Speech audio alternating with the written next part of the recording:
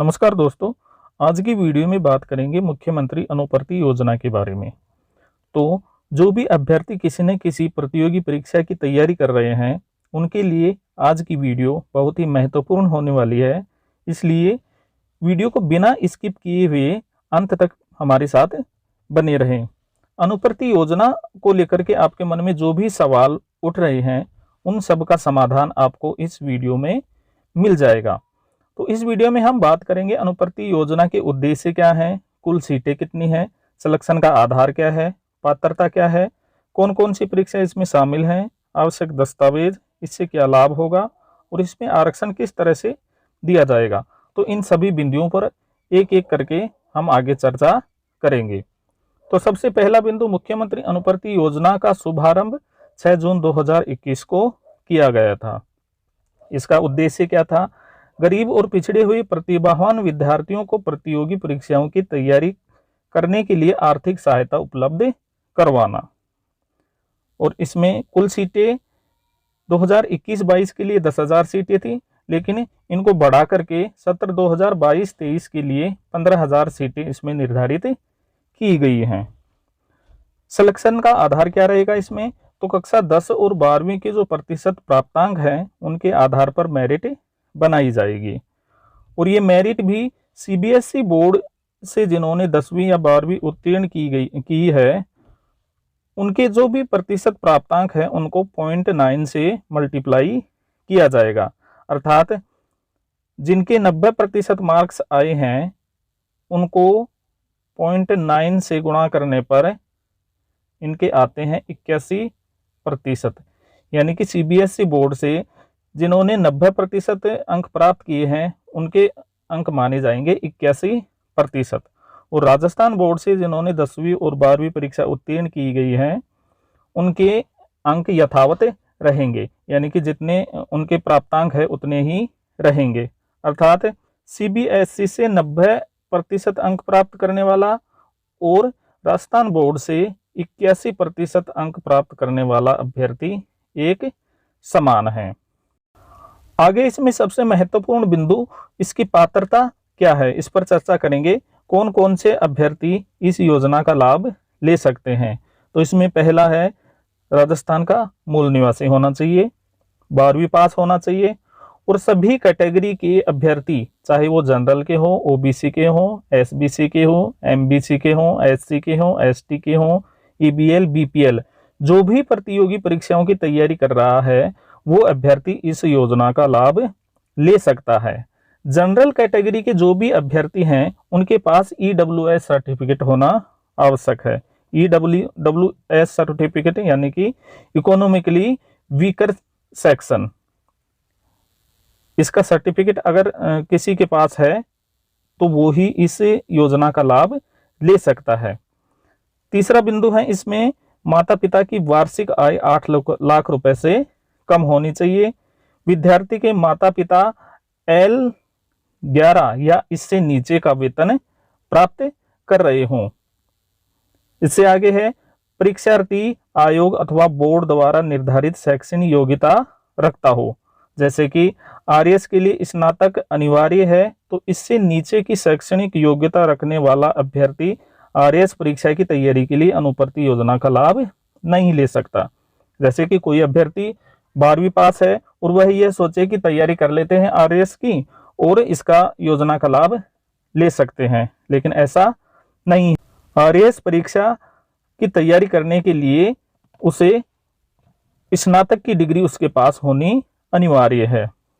छठा बिंदु है, इसमें कौन कौन सी परीक्षा इसमें शामिल की गई हैं?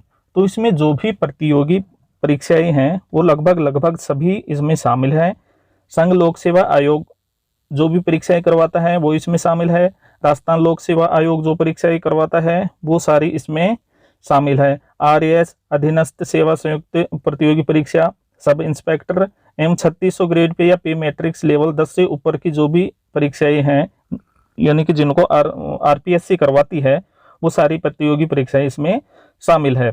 इसके अलावा राजस्थान कर्मचारी चयन आयोग जो परीक्षाएं करवाता है, पटवारी, ग्राम सेवक या फिर ग्रेड पे 2400 ग्रेड पे 2400 या फिर पे मैट्रिक्स लेवल 5 से ऊपर की जो भी परीक्षाएं हैं, जैसे कांस्टेबल परीक्षा हो गई, पटवारी हो गई, ग्राम सेवक हो गई, ये सभी परीक्षाएं भी इसमें शामिल है। इसके अलावा जो प्रवेश परीक्षाएं हैं, इंजीनियरिंग प्रवेश परीक्षा, मेडिकल प्रवेश परीक्षा, क्लैट परीक्षा, IIT, JEE, ये सारी परीक्षाएं भी इसमें शामिल की गई है। यानी कि कोई भी अभ्यर्थी इन परीक्षाओं की तैयारी कर रहा है तो वो भी इसके अंतर्गत लाभ ले सकता है। इससे आगे 7वां बिंदु है इसका आवश्यक दस्तावेज, यानी कि कौन कौन से दस्तावेज इस योजना का लाभ लेने के लिए आवश्यक है। तो पहला है आधार कार्ड, जन आधार कार्ड, मूल निवास, जाति प्रमाण पत्र, आय प्रमाण पत्र, शैक्षणिक एवं प्रशैक्षणिक योग्यता प्रमाण पत्र। शैक्षणिक योग्यता यानी कि 10वीं 12वीं BA MA जो भी आपकी है शैक्षणिक योग्यता वो, और प्रशैक्षणिक योग्यता यानी कि अगर कोई रीट की तैयारी कर रहा है और उसके लिए लाभ लेना चाह रहा है तो उसके लिए BEd और BSTC जो भी उसने कर रखी है उसका प्रमाण पत्र उसको पास होना चाहिए। तो अब इस योजना का लाभ क्या मिलेगा, तो फ्री कोचिंग प्लस में 40,000 रुपये हॉस्टल फीस। तो फ्री कोचिंग कैसे मिलेगी, जैसे आप किसी भी कोचिंग में एडमिशन लेंगे, वो कोचिंग संस्थान आपकी इस योजना के अंतर्गत चयनित होनी चाहिए, अदरवाइज आप वहां से इसका लाभ नहीं ले सकते। आप जैसे ही फॉर्म अपना ऑनलाइन करेंगे तो उसमें आपसे पूछा जाएगा कि आप कौन सी कोचिंग संस्थान से आप कोचिंग लेना चाहते हैं। अगर उसमें आप जिससे भी कोचिंग करना चाहते हैं उस लिस्ट में नाम नहीं है तो आप इस योजना का लाभ उस कोचिंग से नहीं ले सकते हैं। दूसरा पॉइंट इसमें यह है कि आपके अकाउंट में पैसे आएंगे या फिर कोचिंग संस्थान जो है उसके पास ये पैसे आएंगे। तो इसमें देखिए दोस्तों, आपकी जो कोचिंग की फीस है उसका जो भी अमाउंट है, जो भी फीस उनकी निर्धारित है, वो पैसे कोचिंग संस्थान के पास जाएंगे। कोचिंग फीस की आपको चिंता करने की कोई ज़रूरत नहीं है। ये कोचिंग संस्थान वाले जाने और सरकार जाने, उनके आपस के बीच की डील है, आपको सिर्फ एडमिशन लेना है। दूसरा है इसमें 40,000 रुपये हॉस्टल फीस। तो जो हॉस्टल फीस है इससे कोचिंग संस्थान को कोई लेना देना नहीं है। आप जैसे ही कोचिंग संस्थान में एडमिशन लेंगे, आपकी कोचिंग कंप्लीट होगी, उस दिनांक तक आपके पास 40,000 रुपये आपके बैंक अकाउंट में आ जाएंगे। इसको कोचिंग संस्थान से कोई लेना देना नहीं है, यानी कि कोचिंग फीस से आपको कोई लेना देना नहीं है।